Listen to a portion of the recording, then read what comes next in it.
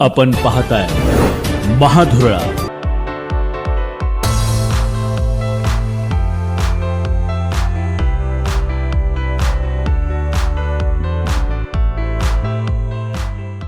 लोकसभा आणि विधानसभा निवडणुकीच्या पार्श्वभूमीवर प्रचंड कामं देऊन त्यानंतर त्याची बिलं देण्यास सरकार टाळाटाळ करत असल्यामुळे राज्यभरातील 3.5 लाख कंत्राटदार आता प्रचंड अडचणीत आले आहेत.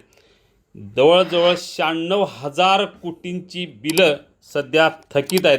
सरकारच्या विविध विभागाकडं ही बिलं थकीत आहेत. गेले 2-3 वर्षे कंत्राटदार या बिलासाठी प्रचंड प्रयत्न करत आहेत, पण सरकारकडून या संदर्भात कार्यवाही होत नसल्यामुळं, बिलं मिळत नसल्यामुळं सध्या छोटे कंत्राटदार प्रचंड अडचणीत आले आहेत.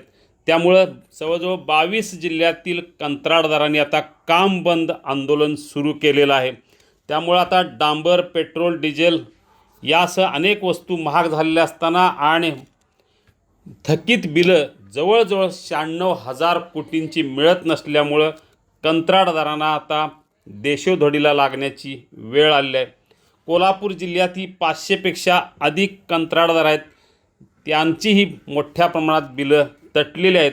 त्यामुळं ही बिलं तातडीने लवकर मिळावीत यासाठी आता कंत्राटदारांनी आंदोलन सुरू केलेलं आहे. आता 7 एप्रिलपासून राज्यभर काम बंद आंदोलन सुरू आहे.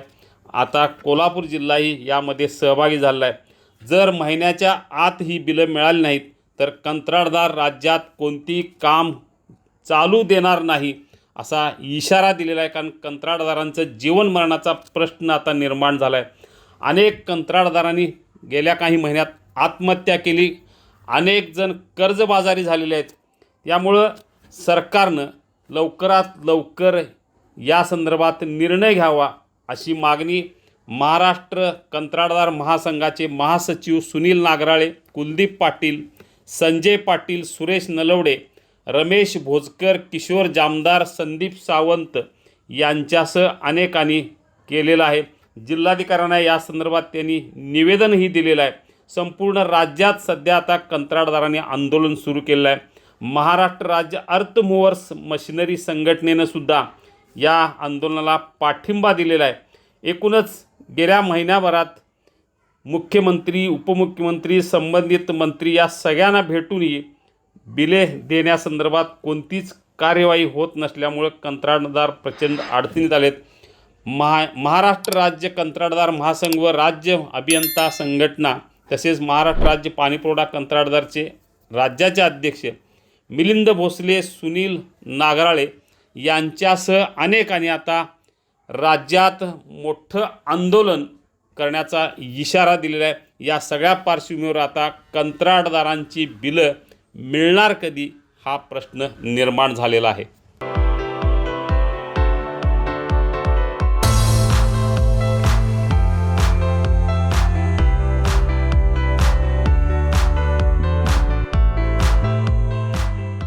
हे आहे गोकुळचं श्रीखंड. अगदी जिभेवर रेंगाळणार. जिभेवरच नाही तर मनावरही रेंगाळणार. गोकुळ श्रीखंड, मनावर रेंगाळणार.